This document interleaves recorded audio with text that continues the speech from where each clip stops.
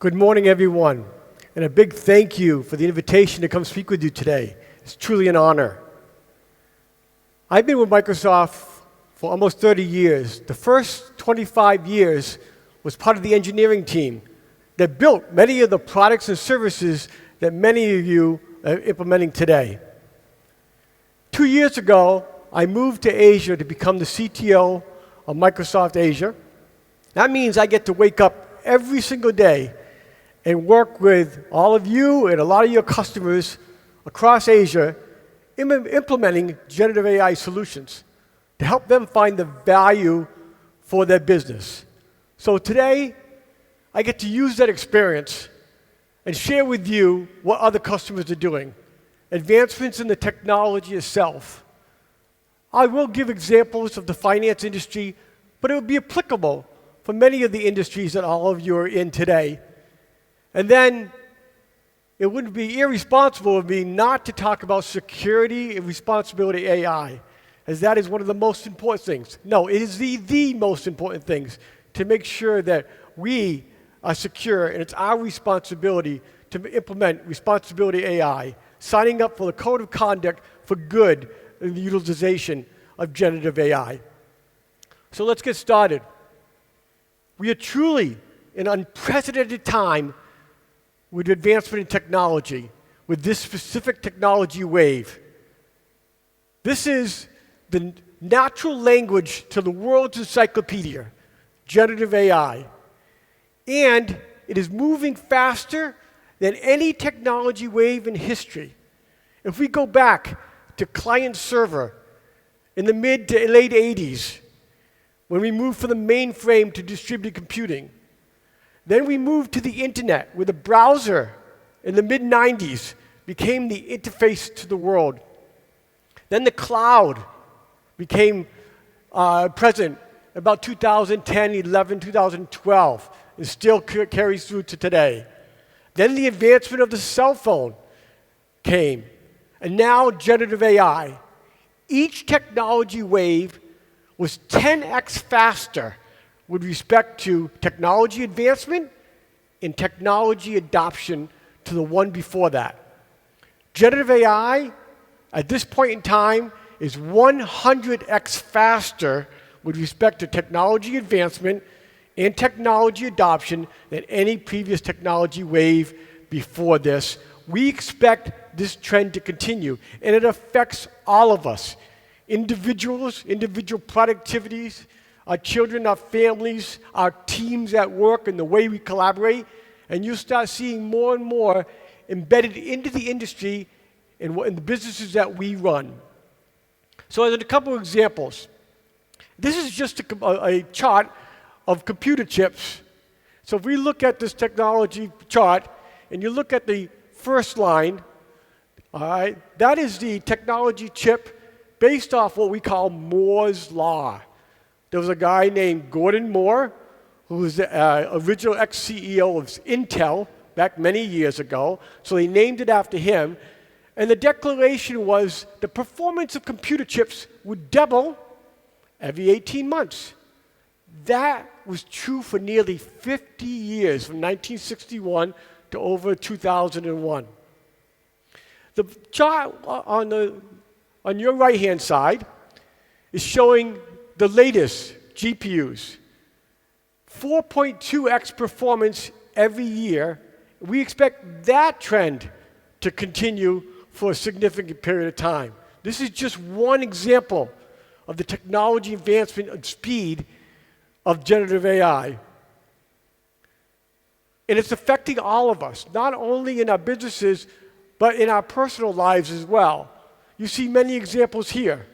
Farmers in remote locations in India can take a picture of their crop and submit it into an application that the Indian government built, and it'll make recommendations for how to grow better crops. Children in Vietnam are learning the English language twice the speed and better quality of English because they're using generative AI to speak to. Where they may be shy to speak in a classroom among peers, they feel more comfortable with a computer and generative AI in front of them. Patients are being educated when they talk to doctors now and they feel more comfortable. Doctors are detecting and mitigating, diagnosing problems faster than ever before. And there's many, many, many great examples of good use of generative AI. But it goes beyond the personal. It goes into our business as well. And here's 4 capabilities, starting with, again, the left-hand side, enrich employee experience. So, for example, M365 Copilot. I wake up every day and I have a prompt automatically scheduled to AI. Help me prepare for my day. And what happens with that simple prompt, it goes into, obviously, my calendar. It'll look at my calendar. It'll look at the people in my meetings. It'll go through not only my calendar, but maybe my Teams chart, my Outlook, my SharePoint. It'll turn around and help me prepare for the day. It'll actually bring up open action items for specific meetings from prior meetings. It'll actually recommend topics I should speak about. And it'll know the people I'm speaking to as well. Productivity is changing dramatically with the use of generative AI for individuals. As we move to things like customer engagement, at Microsoft, our call center saved $133 million our first year. And our second year, we expect to save another $350 million, almost $500 million in 2 years. One is self-service. People are actually detecting problems themselves. We improve the experience for a customer to get on and find the answer themselves. We improve the time to detect a problem and mitigate a problem, reducing the time of a case as well. All of these are the direct savings of cost. Reshape business processes. At Microsoft, every single product we ship will embed AI, all right, if not already, within the next release. Every single product at Microsoft will embed AI. And every team at Microsoft, whether it's HR or the finance team or the sales team, will utilize AI in their business. And we're seeing significant savings and improvements from that. We even hired an AI transformation officer, chief AI transformation officer, whose full-time job is as a team to go around Microsoft to figure out where the savings are from each team as users as well as engineers, and turn around and document that and give that to you, because a lot of you are going through the same question that every customer is going through. What is my return on investment? And we're going to help you by sharing what we do at Microsoft. And then bend the curve. I'll show you some examples today where we actually bend the curve. We're actually embedded to our business to either grow our business or reduce costs or both. All right, and we'll show some examples during this presentation today. And you can start seeing, these are some customers and some of the results that they're seeing, and it's significant. All right, examples of production systems rolling out in 7 weeks versus 7 months. Developers developing significantly faster, reducing how much code they have to write, documenting code that they've never actually seen before because it was written 30 years ago, and AI is actually documenting and helping them understand it better. And it goes on and on and on. Here's just within Microsoft, when I told you the AI transformation officer, this is a peek at some of the work that she's already producing. And behind this is a lot of documentations and examples. But our sales teams, higher revenue per user up to 10%.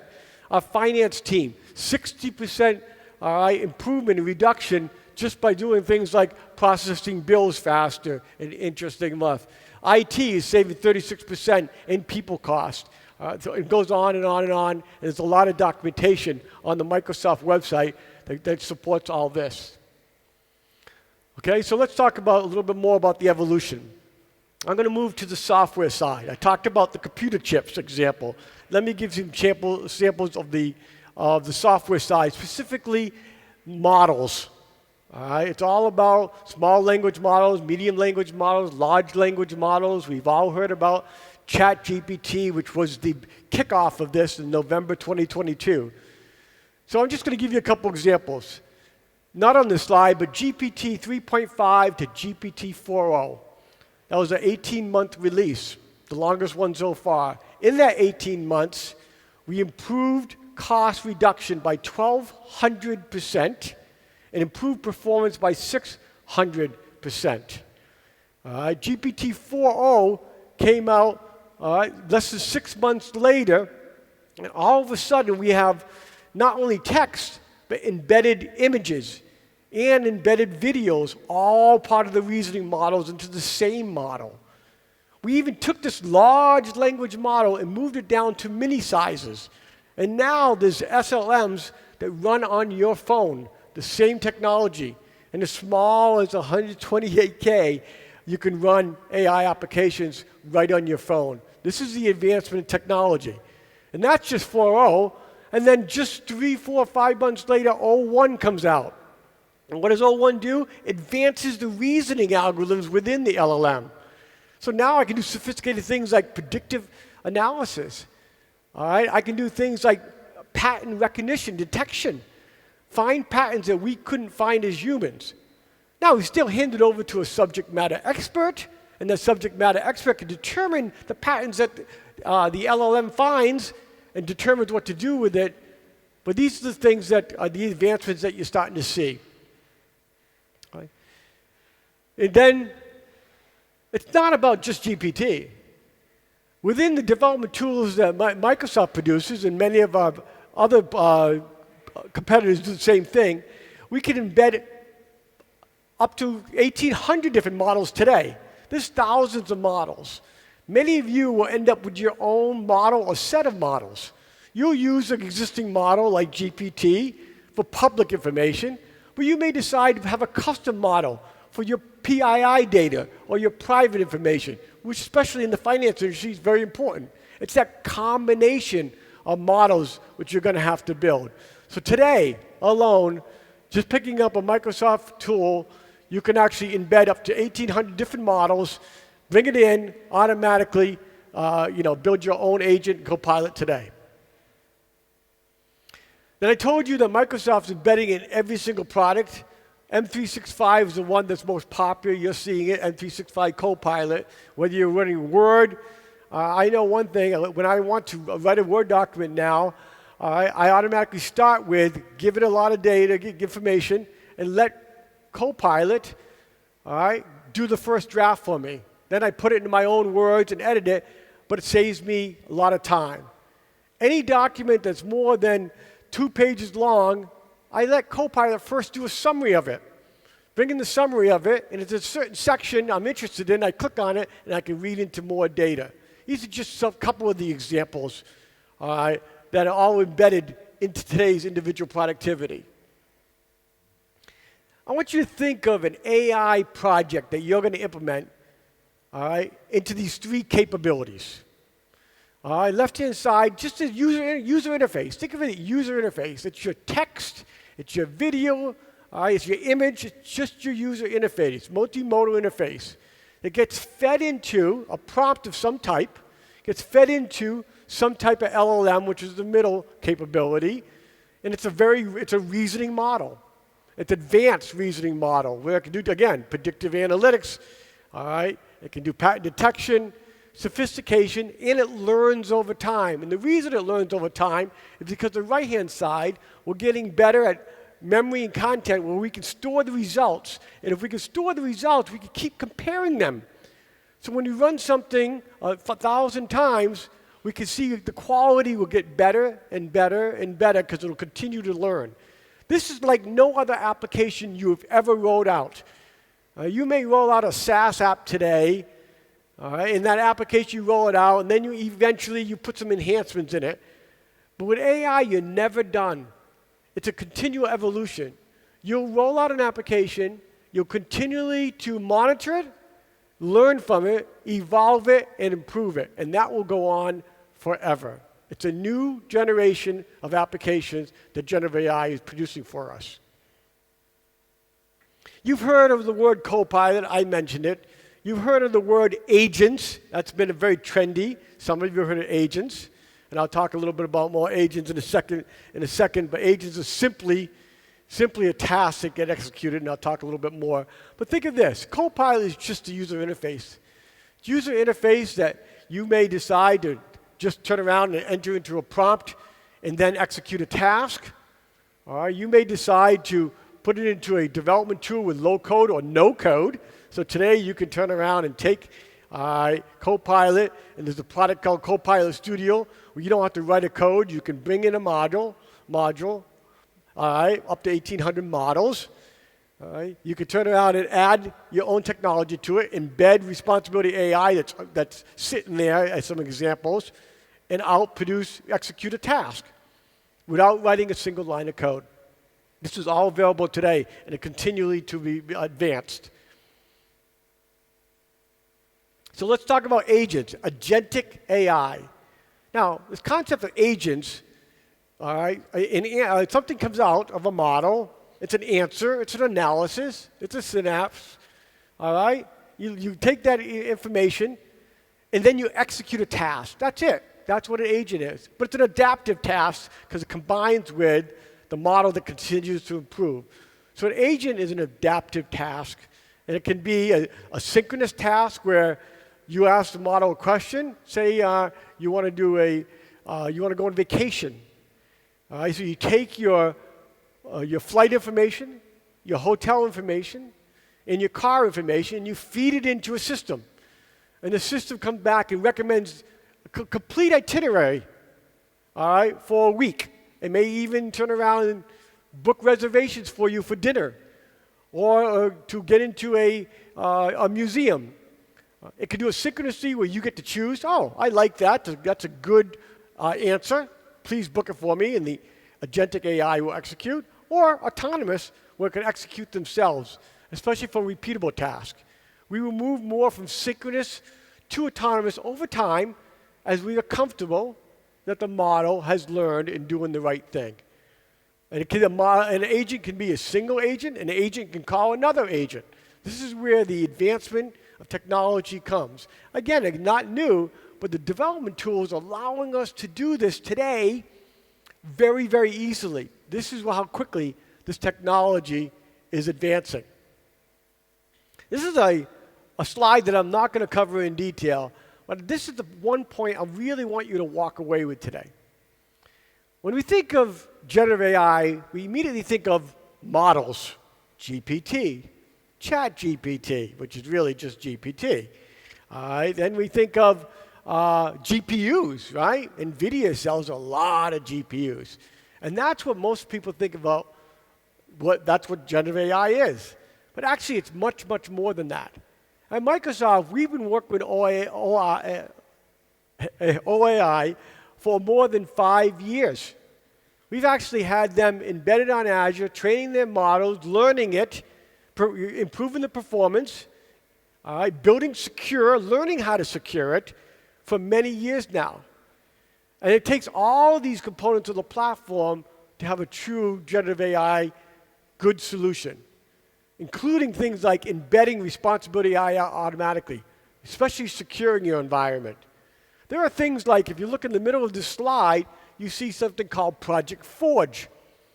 That's software that you wouldn't think about, but software that efficiently takes your prompts and turns around and efficiently allocates it across GPUs to save you time and money and for better performance.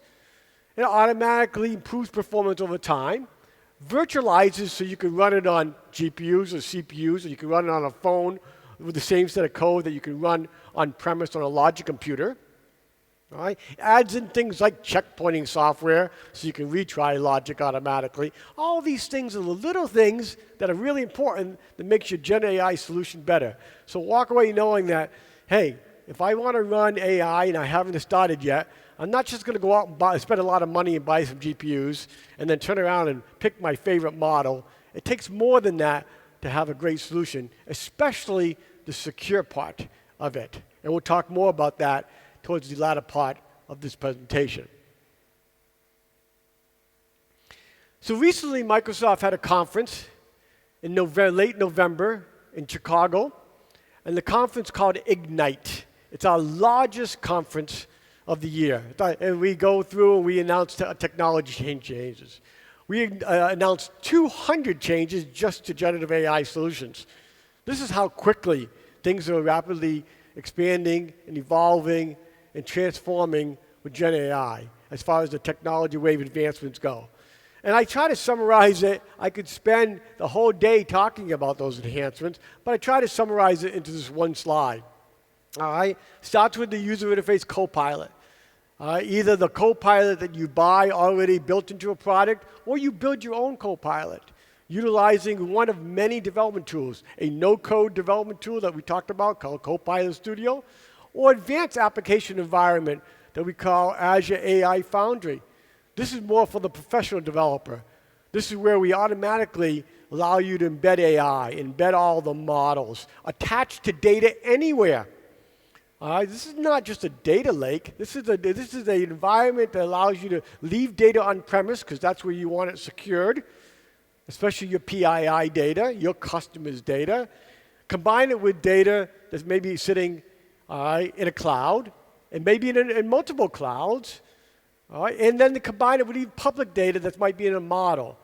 That's where this whole environment, that's where we're releasing all the tools to allow us to do that. And at the same time, providing tools to protect it, provide policies to manage it, provide tools to manage the policies, provide tools to monitor it so you can see what's happening, provide tools to show you the return on investment. At Microsoft, we actually monitor every user. 220,000 people are using M365 Copilot at Microsoft. But it's not a matter of just turning it on. It's a matter of seeing the productivity. So we have a set of tools that measure the return on investment and the productivity of each user. We're giving those tools to you as well. So I just turned around and gave you 8 hours in that one slide. So let's talk about adoptive patterns that you may go. If you're starting with AI, this is what you'll probably do. You'll probably do something like this. Wave one, you'll do use cases, okay? You determine where where AI can help you internally. All right, things like productivity for your users, starting maybe with developers, moving to individual users, etc. Then you do internal apps as well, okay? Maybe you'll do knowledge transfer within your environment. I know at Microsoft, I can't find a document 2 months after I've seen it before.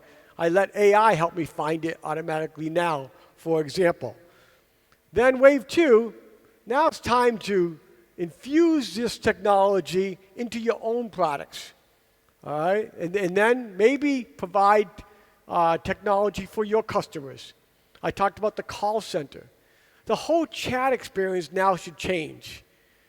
I don't know about you, but if you're a purchaser of retail on a website, in the past you might have got frustrated by asking the chat questions and it come back with a link, and then it come back with another link. Now, these enhancements for the customer is improving significantly. They're actually improving to the point where chats are helping customers automatically solve problems where they got to reducing call cases, things like that. That's wave two.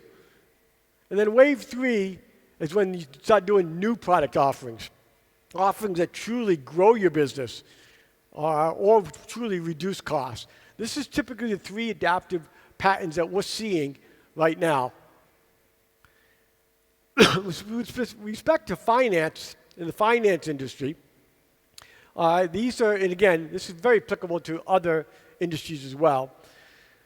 A good set of cases, and this is what we did analysis of over 200 use cases, or 200 customers that Microsoft deals with. First starts with things like code modernization. This is something relatively easy to do. You give a tool like GitHub Copilot, which is a development tool that can generate code, that can turn around and document code, that can turn around and write test code for you. I just asked you to developers. No one wants to write test code. Everybody wants to write new code. All right? So this is just by giving the tool to developers and increase the productivity. At Microsoft, we're writing much more code at a less period of time with fewer developers than ever before. Or documenting code that haven't been documented before because people have left the company and the code is 10, 20 years old, things like that. That's an easy one to get started with. Then the contact center. All right? I referenced this earlier, that the Microsoft Contact Center, $130 million we saved in the first year, and we're going to save $350 million after that. Just quicker, time to detect, time to mitigate. Or today you might have to use 6 different systems to log into. Maybe the ticket system that came in from the customer. Maybe there's a system that holds knowledge information about the product you're asking about. There's another system over here that holds all the existing problems that I might have to look up there. There may be another system over here that I have to use to contact somebody or create an email. Now all of that's being combined into one environment, saving significant amount of time, reduction in case management. This is another example of call center, which is probably the second step. Then knowledge search, very easy one. What Telstra did is the first thing they implemented is something called Ask Telstra, which is just internal employees finding information in their own environment. By doing this, they turned on, every employee got to use AI, experience the value of AI, just by internally finding information about their own environment internally to do their jobs. Then we're going to empower advisors and market research. All right. Now it's time to go into a little bit more, detail towards the business. Maybe in the finance world, it's teaching our customers, about policies or procedures. All right, because the information is at my fingertips where I can help my customers. And then a little bit more after that, things like fraud detection, risk management, a little bit more advancements using predictive analytics and patent detection, things like that. I won't cover all of these. I think you can read through the slide, but these are some examples that we've implemented with finance customers across the world, whether it's banking, whether it's insurance, whether it's capital markets. All right? And it's a combination. So let me give you a simple example of insurance. I want to get an insurance policy for my home. And I'm now the insurance company, I'm going to build something like that. Well, there's private data, all right? You're the insurance company, you need information about me. You need to know who I am. You need to know maybe how much money I make. You need to know where I live. So there's private data. And then there's public data. Based off of the geography, what's the disaster environment about it? Do they have earthquakes? Unfortunately, it's like if you've seen the world, the fires in California and the USA, all right, insurance in that environment would be much larger if you live in that space. Or if there's flooding. So there's public data and there's private data. We built that with multiple models, storing the private data in a secure on-premise environment, using a public model to access the public data, and we help build a system like that. These are the types of systems we're building. And on the right-hand side, you see common systems as well. Okay, so this is a Gartner. Gartner says these are the 3 things, or the 3 reasons to implement Gen AI.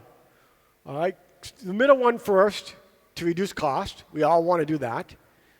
Second thing is you should think about driving growth. And the one that you may not be thinking about, attract talent. Commonwealth Bank, CBA in Australia, they declared they wanted to be the best AI company, the most advanced finance AI company in all of Australia. So they went in both feet. They jumped in and they started building systems and they announced to the world, hey, look at us. We're going to be the most advanced financial institution in Australia. The result of it, outside of the value of the AI systems, was guess where the technical talent wanted to go? All of a sudden, the technical talent from other companies wanted to go work there. Technical people want to go work on cool stuff. So don't forget about that benefit. Whereas if you're jumping into generative AI, you're going to attract talent and you're going to retain talent as well as reduce costs and hopefully grow your business. All right, under dry growth, I promise you, you won't be first. Here's just some examples of customers that implemented across the world, the finance customers in particular, that drove growth. I'll just go through one example, BlackRock. BlackRock is a very large financial institution in the United States, and their bread and butter application is something called Aladdin. It's an application that's portfolio management. All right, by betting, and portfolio management combines public information about investors for their clients, as well as private information, their own information. Comes back with analysis of their portfolio, comes back with suggestions, all right, on where to invest. By embedding AI, improving that process, the investors are investing more. They find it easier, they feel more comfortable, they have more data access to them, they're growing their business by embedding AI into the bread and butter application of portfolio management for their clients. Cost takeout. There's many, many examples of cost takeout. And there's an insurance company, all right, that turn around and for their agents, there's a lot of documents that they use. Their data is documents. Documents come in from clients who want insurance. There's documents that are already on file.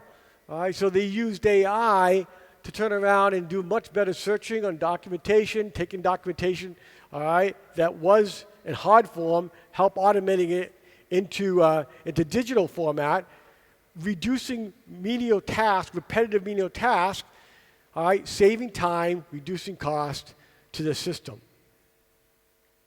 And attack to retain talent, I gave you an example already, but I'll go back to Commonwealth Bank for a second and tell you how they implemented their systems. They started internally at first, all right? They took their call center and they actually helped clients on just simple things like faster access and better access to policies and procedures. They moved from there to more sophisticated things like fraud detection and things like that. So that's how they advanced their environment. And because of that, they obviously have a reputation now in attracting talent from all over Australia and from many other companies. All right, there's a QR code up here. If you want to take your phones out and you want to read the QR code, all right, it'll actually give you access to over 210 financial institution stories with respect to data, analytics, AI solutions to help them run their business. And the point being here is you won't be first.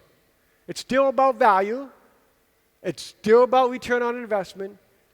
But I promise you, you won't be first. But many of these customers today, many of them are in the audience today, are already using generative AI. Remember when I told you, I went through client server, and it took years and years and years for people to make that transition from the mainframe. Some are still there. All right? I went through the internet, which was much, much faster. The phone, much, much faster. This wave seems like everybody is doing something, and it's being adopted faster than ever before. And with the advancement in technology as fast as it is, this train is moving fast. When is the right time to jump on? Probably sooner than later. But remember, I'm like you. I expect us to help prove to you return on investment for every time you build a system. And we'll do that together. Okay. So that's a good overview, or at least a relatively quick overview of advancements in the technology itself. Let's finish with security and responsibility AI. Because if everything you should know is security is number one, will always, always be number one.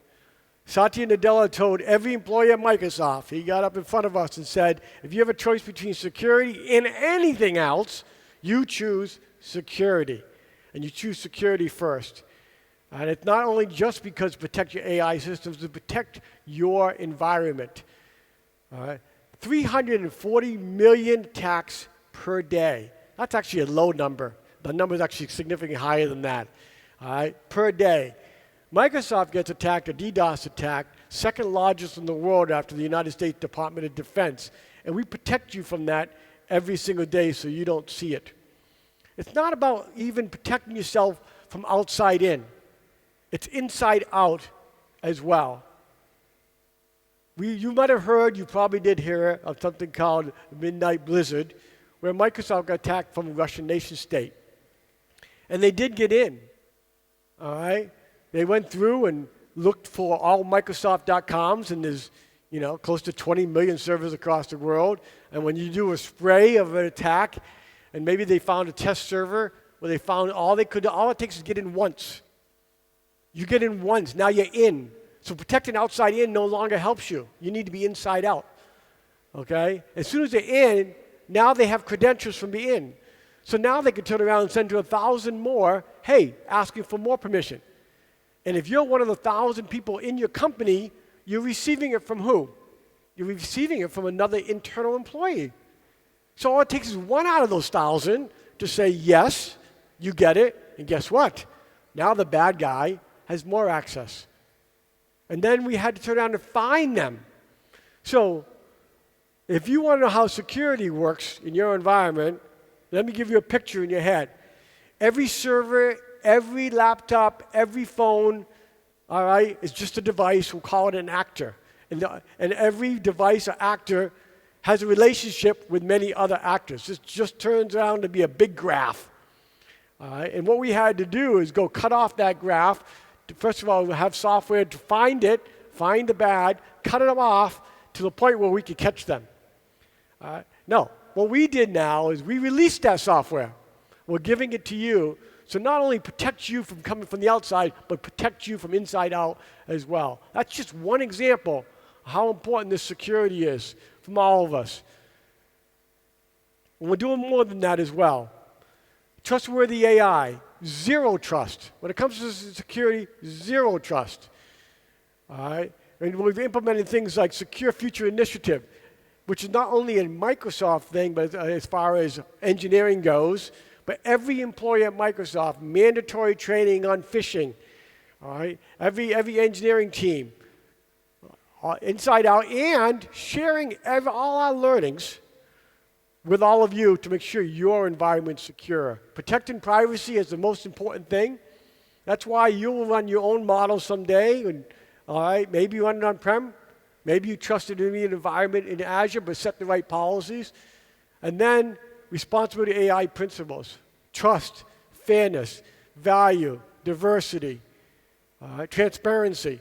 These are the principles that we all should abide by when we're talking about trustworthy AI. And there's many, many enhancements. I talked about the one internal that we're releasing to. How we monitor, how we catch. We're releasing that to you as well. The defaults that we learned, we're teaching to you, we're sharing with you that as well. So I don't think you should think about Microsoft as somebody who sells you security products, but as somebody who actually has lived through security, the bad, lives through security every single day as a source of attack, and wants to share with you and make sure that you're secure. This is where the Secure Future Initiative is. And I want you to think of this as three things. Secure by design. Everything you create, you have to design it up front. It's not an after effect. It's design it up front to be secure. So every engineering team does something called threat modeling. Every piece of code has to look for potential threats, all right, and then detection against potential threats. You don't do it yourself. You actually have to have a team around you.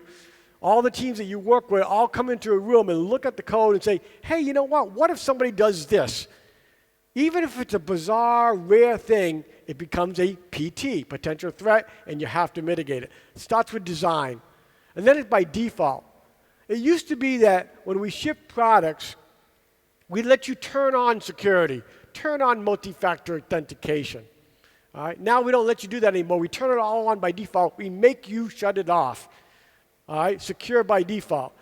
And then, even most importantly, secure operations. Continuously monitor, continuously detect quickly, and mitigate fast. This is what Secure Future Initiative is. This is inside Microsoft and outside Microsoft. This is every employee in Microsoft. This is every employee in your environment as well. And it is making a difference.